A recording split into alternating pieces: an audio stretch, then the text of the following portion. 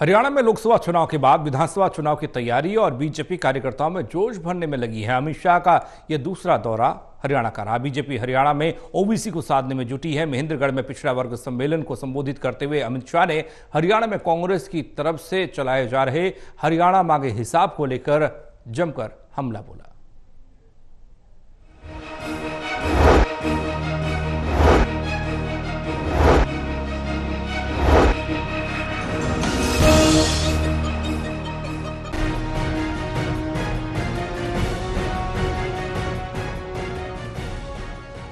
हरियाणा में लोकसभा चुनाव के बाद विधानसभा चुनाव की तैयारी और बीजेपी कार्यकर्ताओं में जोश भरने के लिए अमित शाह का यह दूसरा दौरा रहा। हरियाणा मांगे हिसाब पर अमित शाह ने कांग्रेस को चुनौती दी और कहा कि मैं हरियाणा में अपने 10 साल का पाई का हिसाब लेकर आया हूं।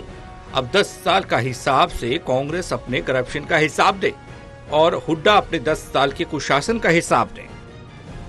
लाखों कार्यकर्ता और हरियाणा की जनता को देख कहकर जाता हूं, इस सामने जो दीवार है उस पर लिखा हुआ मैं पढ़ पाता हूं, हरियाणा के चुनाव में तीसरी बार भारतीय जनता पार्टी की पूर्ण बहुमत की सरकार बनने जा रही है। और हुड्डा साहब मैदान में आइए, आंकड़ों के साथ आइए।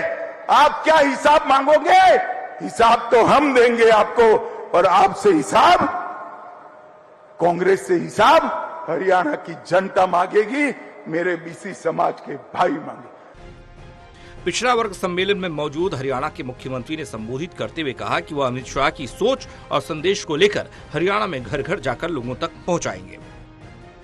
इस समारोह में आप सबका इतनी बड़ी संख्या में भाग लेना इस बात का प्रतीक है कि बीसी समाज हमारी नीतियों और योजनाओं में आदरणीय अमित शाह जी आपके साथ पूर्ण विश्वास करता है।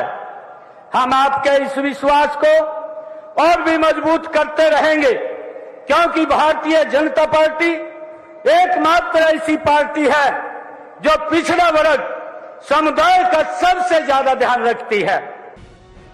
भूपेंद्र सिंह हुड्डा ने हरियाणा सरकार के चैलेंज को लेकर कहा कि हरियाणा में जो दशा है वह जनता जानती है। इन तमाम मुद्दों को लेकर हम जनता के बीच में जा रहे हैं। हरियाणा मांगे हिसाब अभियान की शुरुआत हो चुकी है।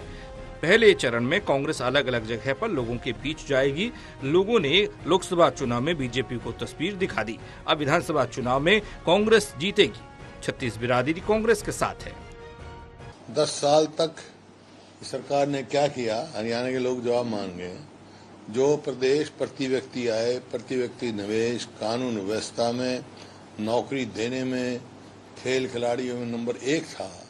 इस 10 साल में प्रदेश को कहां पहुंचाया इन्होंने? बेरोजगारी में नंबर 1 है, महंगाई में पूरा प्रदेश असुरक्षित, तो ना सोशल प्रोग्रेसिव इंडेक्स है उसमें केंद्र का है, उसमें असुरक्षित डिक्लेयर किया गया हरियाणा को। और खेल खिलाड़ी तो आप देख रहे हो क्या दुर्गति हो रही, नीति गई और उनकी जो अपमानित हुई हमारी बेटियां, उनको अभी तक न्याय नहीं मिला। तो ये आपके सामने, तो इस वास्ते ये सारा हिसाब लेंगे उनसे। लोकसभा चुनाव के नतीजे आने के बाद हरियाणा में कांग्रेस और बीजेपी की नजरें अब विधानसभा चुनाव पर टिकी हैं। इसी दिशा में एक दूसरे से 10 साल का हिसाब लेकर बीजेपी और कांग्रेस जनता की नजरों में खुद को हीरो और विरोधी पार्टी को जीरो बनाने में तुले हैं। Bureau report, total news, Haryana.